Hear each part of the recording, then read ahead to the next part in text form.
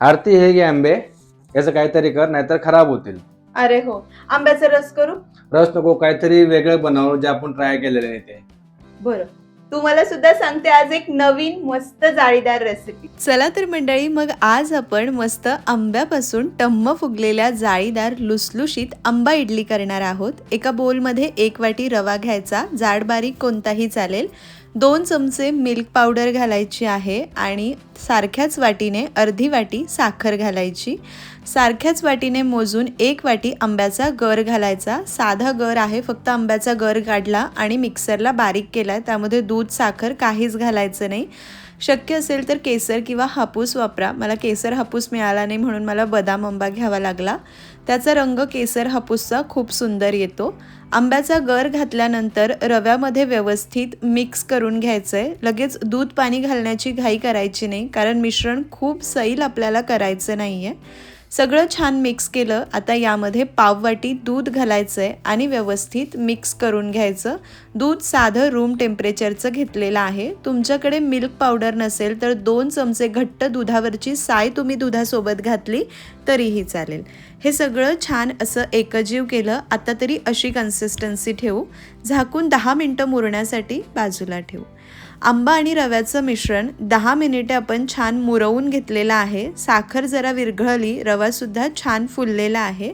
रव्याची इडली असली तरी खूप रवाळ रवाळ दाणेदार अशी होऊ नये, छान नेहमीच्या इडलीसारखी व्हावी म्हणून 10 मिनटं हे मिश्रण मुरल्यानंतर मिक्सर जारमध्ये काढायचं. ज्यामध्ये मी आंब्याचा गर केला होता त्यामध्येच घातलं.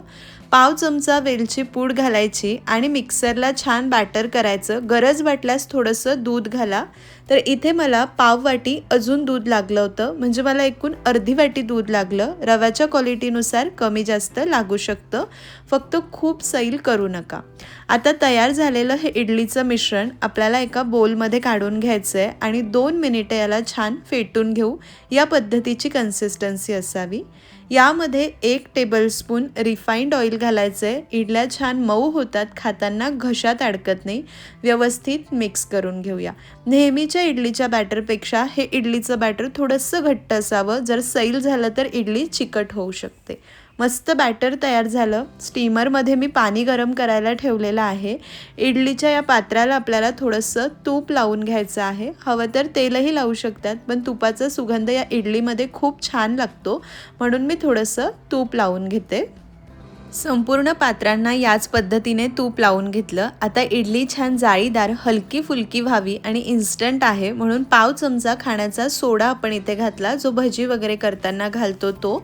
आणि सोडा घालून पटकन मिक्स करायचं. सोडा तेव्हाच घालायचा जेव्हा स्टीमरमधलं पाणी गरम असेल, इडली पात्राला तूप लावलेलं असेल तेव्हाच सोडा घालायचा. सोडा घालून पटकन या इडली पात्रामध्ये मिश्रण घालायचं, कारण सोडा ॲक्टिव्ह असताना त्याला गरम पाण्याची हीट लागली ना की इडली छान फुगते, टम्म फुगते, जाळीदार होते.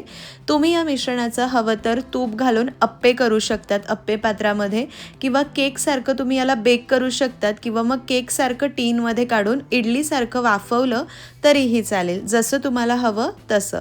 छान हे इडली पात्रामध्ये मी बॅटर काढून घेतलेलं आहे. इतक्या मिश्रणामध्ये 10 इडली छान तयार झाल्या होत्या, ज्या 3 जणांना मस्त पुरतात. इडली पात्रामध्ये पाणी खळखळ उकळलेलं आहे. त्यामध्ये आता आपल्याला हे आंबा इडलीचे पात्र ठेवून घ्यायचे. तर आधी मी फक्त या 3 इडल्या झाल्या ते ठेवते. आणि इडली ओलसर होऊ नये म्हणून वरच्या इडली पात्राचे जे होल आहे ते खालच्या होलवर नाही येऊ द्यायचे. खाली जी इडली आहे ना त्यावर हे होल येऊ द्यायचे, म्हणजे वाफ खेळती राहते, पाणी पडत. दोन्ही पात्र ठेवले. झाकण ठेवून मध्यम ते मोठ्या आचेवर 12 ते 15 मिनटं इडली स्टीम करायची. आणि आहा, काय घरभर कमालीचा सुगंध पसरलेला होता. सोनसळी रंगाची जाळीदार लुसलुशीत आंबा इडली तयार झालेली आहे. बाहेर काढून जराशी गार केली, एक 5-7 मिनटं, आणि लगेच काढून घेतली. अजिबात चिकटत नाही, सुंदर अशी हलकी फुलकी झाली आहे. आंब्याचा स्वाद इतका कमालीचा येतो. मोठ्यांना तर ही इडली आवडतेच आवडते, पण तुमच्या घरात लहान मुलं असतील ना, या आंब्याच्या सीझनमध्ये एकदा तरी तुम्ही ही आंबा इडली करून द्या. पहिल्या घासात त्याच्या प्रेमात पडाल, इतकी सुंदर लागते. मी म्हणते म्हणून तुम्ही आजच करून पहा. माझी गॅरंटी आहे सगळ्यांना खूप आवडेल. पाहू शकतात किती स्पंजी आणि जाळीदार झाली आहे. हिला ना आपण अशीच खाऊ शकतो कारण आंब्याचा स्वाद हिच्यामध्ये इतका सुंदर लागतो. पण तुम्हाला हवं तर तुम्ही नारळाच्या दुधासोबत सर्व करू शकतात किंवा सैलसर आंब्याच्या रसासोबत सुद्धा. तर मंडळी, तुम्ही याआधी कधी ही आंबा इडली ट्राय केली आहे का ते मला कमेंट करून जरूर कळवा. केली नसेल तर जरूर करा. रेसिपी आवडली असेल तर लाईक शेअर करा. चॅनलवर नवीन असाल तर सबस्क्राईब करायला विसरू नका.